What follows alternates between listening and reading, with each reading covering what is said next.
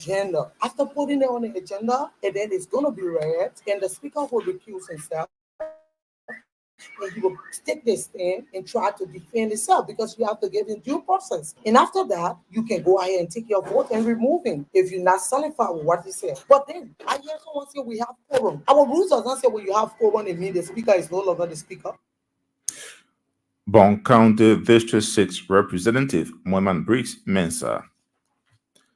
The Women in Peace Building Network of Liberia has called on the House of Representatives to prioritize peace and stability as political tensions rise above efforts to remove Mbaito House Speaker Fonanti Kofa. The group gathered at the Capitol building voicing concerns that the ongoing power struggle could threaten Liberia's fragile peace.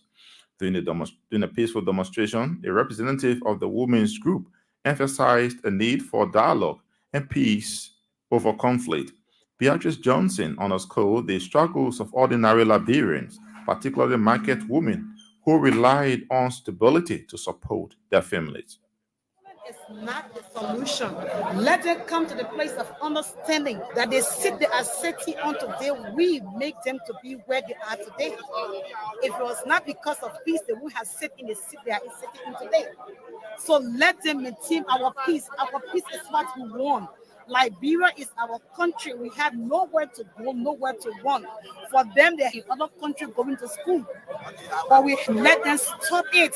Let them come to the place of understanding and let them do it now. We want our peace now. Let them maintain our peace. Let our peace remain. Let them not tamper with our peace. Beatrice Johnson is the spokesperson of the Women in Peace Building Network of Liberia. They're speaking when they gather at the Capitol building to voice their concerns about the ongoing political struggle at the lower house. The head of the Office of the Ombudsman, Councillor Fene Kanga, has revealed its major functions, which include enforcement, investigation, and upholding invaluable principles. Speaking with Lightline Liberia on ELBC over the weekend, Councillor Kanga disclosed that the Office of the Ombudsman was funded to promote good governance, accountability, and transparency for the progress of the country.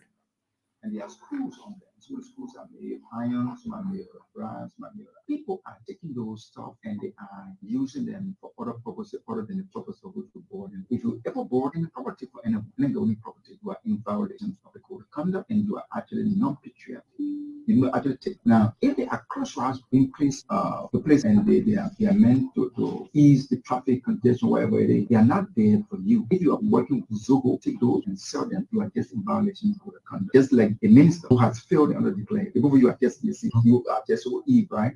And if you are a student and whilst you are going to school, you are engaged into paying bribe your teacher, you are in violation. If you are a man and you do not talk well to follow the next code conduct, you are just in violation. Now, the code prohibits our government employees from making statements if they're not authorized. So you only make statements about entity that you know their policy that you work to and you be authorized. For example, you cannot sit at the office of ombudsman and then you are making statement for on behalf of ELBC. No, you have no authority to make that statement. ELBC, according to the law, the chief spokesperson here is the managing director.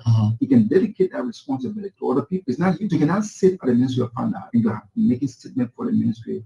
For ELBC, that was a violation of the code. Once you go to work and you do not have things to do for that day, it will be good that you are reading about your job or doing something to enhance the campaign Zuma. We got to report that there are government employees who play something called Zuma in their offices using government time. You are a team. You are coming at us and playing Zuma. If you sat there whilst you are in government and you are making phone calls to your family member doing government time, you must start that. Those calls have to be made on your lunch time or if you go home. So you cannot have a pressing job to do. You have a customer seated before you, but you are making calls that is outside of your work. You are getting violation of the code.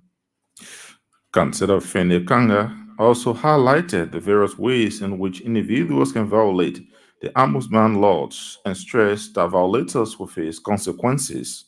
The code as it is was envisioned as far back as the 1970s specifically now this is now in fact we can have conversation about the result of the rest right. One person wouldn't talk but unfortunately that was headed by Madam Lebanel. Lebanel community amongst other things they recommend that as a result of their finding that it will be a good thing in order to find a way that we government employee or we mitigate application instead verification of enrichment awarding contract. Code of conduct they facilitate to define general principles that may promote good government accountability, transparency, and promoting interactive and full major points. One is to help to enforce code of conduct, and two, it is investigate violation. Three, it is to monitor the implementation or the adherence or conduct of public official employees of government along with private entities. And then four, it is to evaluate who are those that the code of conduct. The code of conduct covers the three departments of our government: the judiciary, the legislative branch of government, and the executive, along with private individual and organizations that have interaction with the government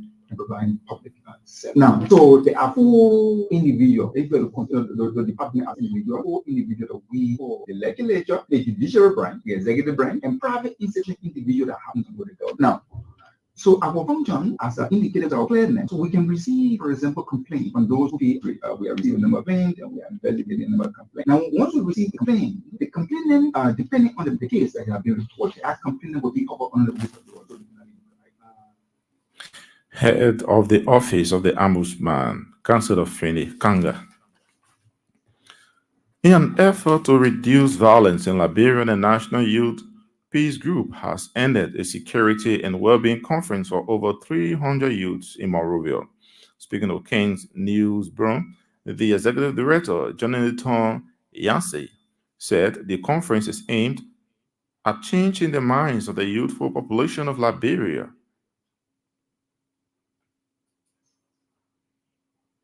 Many at times young people being engaged into violent extremism, and young people being out of the space to engage their leaders. So taking into consideration these things, we decided to have the National Youth Peace and Security Conference that have young people from diverse counties discussing issues that have to do with peace, security, and mental well-being, because we have something that have to do with trauma, wherein young people can use their voice, use certain words that traumatize people.